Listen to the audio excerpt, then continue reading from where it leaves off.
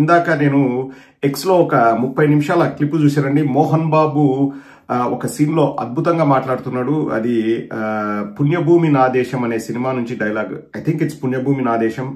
1994లో release అయిన cinema అండి. అంటే 31 సంవత్సరాల క్రితం రిలీజ్ అయింది. కోదండరామిరెడ్డి గారు డైరెక్టర్, దాసనారాయణరావు గారు కీలక పాత్ర పోషించారు ఆ సినిమాలో. అది హిందీ సినిమాకి డబ్బింగ్. హిందీలో క్రాంతివీర్ అనే సినిమా నానా పటేకర్ చేశారు. అక్కడ కూడా సూపర్ హిట్, తెలుగులో కూడా బాగా ఆడింది. అందులో ఒక డైలాగ్ చెప్తారు చూడండి మోహన్ బాబు గారు, ఇప్పటి రాజకీయాలకు కూడా అది అతికినట్లు సరిపోతుంది. 2024లో జరిగిన ఎలక్షన్స్ మోహన్ బాబు చెప్పిన మాటలకు అతికినట్లు సరిపోతాయి. ఏమన్నాడు? పంచవర్ష ప్రణాళిక ఇది అని చెప్పేసి, అవి చేస్తాం ఇవి చేస్తాం, మీకు తెల్ల రేషన్ కార్డులు ఇస్తాం, బంగారు బుట్టిస్తాం, అది ఇది అని చెప్పేసి మీ దగ్గర ఓట్లు గుద్దుకొని తర్వాత మీ బొటన వేలు నోట్లో పెట్టి 5 ఏళ్లు చీక్కుండేలాగా చేస్తారు అని చెప్పారు. ఇప్పుడు ఎగ్జాక్ట్ గా 31 సంవత్సరాల తర్వాత అదే జరుగుతుంది. సూపర్ 6 ఇస్తాము మీకు, మిమ్మల్ని ఏదో చేస్తాము, మిమ్మల్ని పూర్ టు రిచ్ చేస్తాము, మిమ్మల్ని పెద్దవాళ్ళని చేస్తాము, మిమ్మల్ని అది చేస్తాము ఇది చేస్తాము అని చెప్పేసి కల్లిబొల్లి మాటలు చెప్పి అధికారంలోకి వచ్చారు ఈ కూటమి ప్రభుత్వం. అధికారంలోకి వచ్చిన తర్వాత అయ్యో అప్పులున్నాయి అని చెప్పేసి వాళ్ళు స్కాములు చేసుకుంటూ, వాళ్ళు ఇసుకను తవ్వుకుంటూ, వాళ్ళు దందాలు చేసుకుంటూ, అసలు ఎంత దారుణం అంటే అండి, ఎమ్మెల్యేలు ఎంపీలు 100 రూపాయలు 200 చికెన్ షాప్ దగ్గర కమిషన్లు తీసుకుంటున్నారంట. ఎక్కడో లేడీ ఎమ్మెల్యే అని చెప్పేసి ఒక వార్త కూడా వచ్చింది, దాని గురించి కూడా చెప్తాను. ప్రతి ఒక్కరు అదే పనిలో ఉన్నారు. దోచుకో దంచుకో పంచుకో అనే పద్ధతిలో వాళ్ళు ఉన్నారు.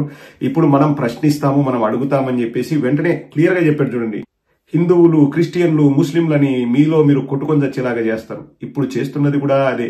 ఎలక్షన్స్ కు ముందు లేవు కాషాయ వస్త్రాలు, ఎలక్షన్స్ కు ముందు లేదు ఆ శాలువా, ఎలక్షన్స్ కు ముందు లేదు సనాతన ధర్మం, ఎలక్షన్స్ కు ముందు లేదు పెద్ద పెద్ద తిలకం, ఎలక్షన్స్ ముందేమో వాళ్ళ నాయన ఏతిస్టు, వాళ్ళ ఇంట్లో ఎప్పుడో చిన్నప్పుడే బ్యాప్టైజ్ అయినాడంట పవన్ కళ్యాణ్.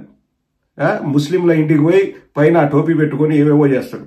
ఎలక్షన్స్ అయిపోయిన వెంటనే ఎక్కడ పథకాలు, ఎక్కడ మా అభివృద్ధి అని అడుగుతారని చెప్పేసి వెంటనే కల్లిబొల్లి మాటలు మళ్లీ మొదలు పెడతారు. కులం పేరుతో, మతం పేరుతో చేయాల్సిన దాష్టికాలన్నీ వాళ్ళు చేసుకుంటూ, దండుకుంటూ, డబ్బులు సంపాదించుకుంటూ, హెలికాప్టర్లలో కులుకుతూ ఊరేగుతూ, మీకు మాత్రం మొండి చేయి చూపించు, నోట్లో బొట్టన మీద పెట్టుకుని చీక్కోమని చెప్తున్నారు. ప్రపంచం మొత్తం ముందుకెళ్తుందండి.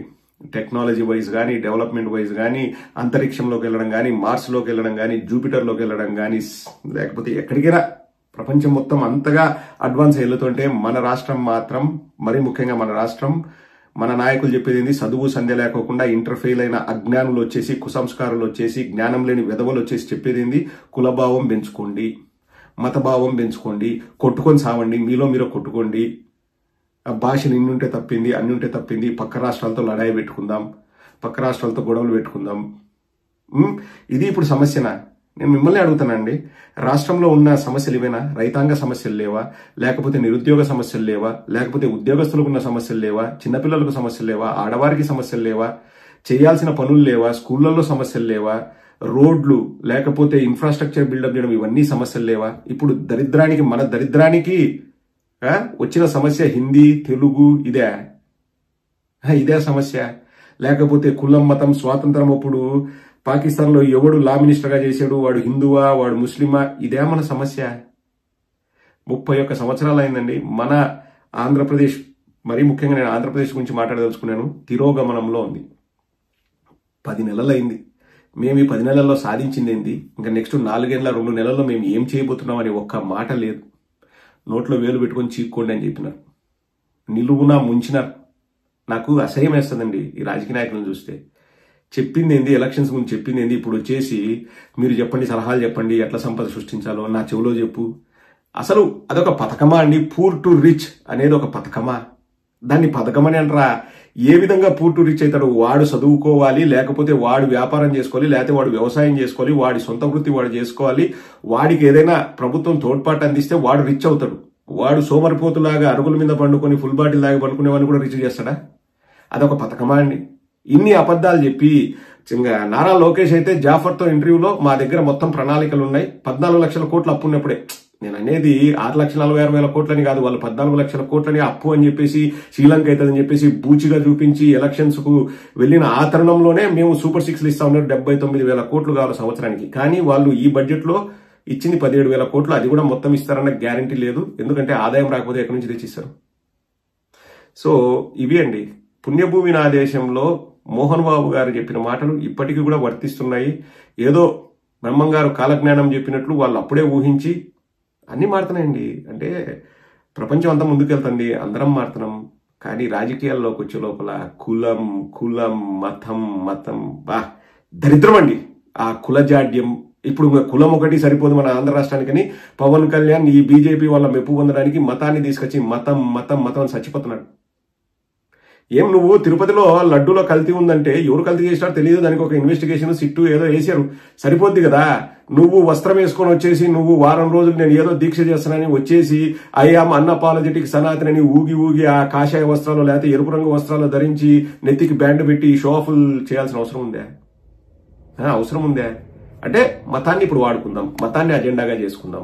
మనం చేసేదేముండదు, అభివృద్ధి చేసేదేముండదు, మనము ప్రజల బాగోగులు పట్టించుకునేది ఉండదు. పట్టించుకునేవాడైతే ఒక్కటంటే ఒక విషయం చెప్పాడు, ఏదో 4,000 కిలోమీటర్లు రోడ్లు వేసామని ఒక మాట అన్నాడండి. ఒక మాట అన్నాడు. ఏది గత 10 నెలల్లో దానికి తప్పితే ఒక్క ప్రస్తావన లేదు రాష్ట్ర ప్రభుత్వం గురించి కానీ రాష్ట్ర ప్రజానీకం గురించి కానీ. ఏందో హిందీ అంట, హిందుత్వం అంట, యువనికి కావాలా? కడుపులో ఆకలి అయ్యి నోట్లోకి 4 వేళ్లు కొని అభాగ్యులు మన ఆంధ్రప్రదేశ్లో లక్షల మంది ఉన్నారు. మిమ్మల్ని చూసి మీరు చెప్పిన ఈ సూపర్ 6 హామీలు చూసి ఓట్లేసిన వాళ్ళు లక్షల్లో ఉన్నారు.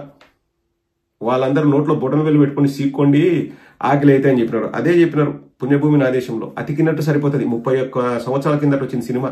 అన్ని మారుతున్నాయండి. మన రాష్ట్రంలో పేదవాడి బతుకు మారడం లేదు, రాజకీయ నాయకులు చేసే మోసాలు ఆగడం లేదు. We should be ashamed.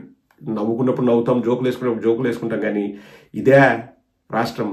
ఏందండి కులంతో ఏం పని రాజకీయాలకు, మతంతో ఏం పని రాజకీయాలకు? మన పని మనం చేసుకుంటూ పోయి అందరికీ అన్ని చేయాలని లేదా? కులభావం పెంచుకోమని పవన్ కళ్యాణ్ అంటాడు, హిందువులకు నేను ఇది ఇప్పుడు ఒత్తాసు పలుకుతా లేకపోతే నేను ప్రతినిధి అంటాడు. చంద్రబాబు ఏమో మీరు వైఎస్ఆర్ కాంగ్రెస్ పార్టీ వాళ్ళు చచ్చిపోయినా కానీ వాళ్ళకు మంచినీళ్ళు కూడా ఇవ్వద్దని చెప్పేసి చంద్రబాబు అంటాడు. వీళ్ళు రాజకీయ నాయకులు మన దరిద్రానికి మన దౌర్భాగ్యానికి. ఐ ఫీల్ అషేమ్డ్ అండి. I feel ashamed of this political system and I feel ashamed of this political thought process. We should change. As a human being we should evolve along with the society. అందరూ ఈ direction వెళ్తుంటే మన ఆంధ్ర రాష్ట్ర రాజకీయాలు మాత్రం తిరోగమనంలో ఇట్లు పయనిస్తున్నాయి. నాశనం చేస్తున్నారు. ఎవరి లాభాల కోసం వాళ్ళని ప్రజల్ని గబ్బులేపుతున్నారు. మోహన్ బాబు చెప్పింది మాత్రం అక్షర సత్యం. 31 ఏళ్ల కింద చెప్పినది ఇప్పటికీ జరుగుతుందంటే ఇంకా ఎంత దరిద్ర పొజిషన్ ఉన్నో అర్థం చేసుకోండి. Shame on these politicians. కొంచెమైనా సిగ్గు తెచ్చుకోండి.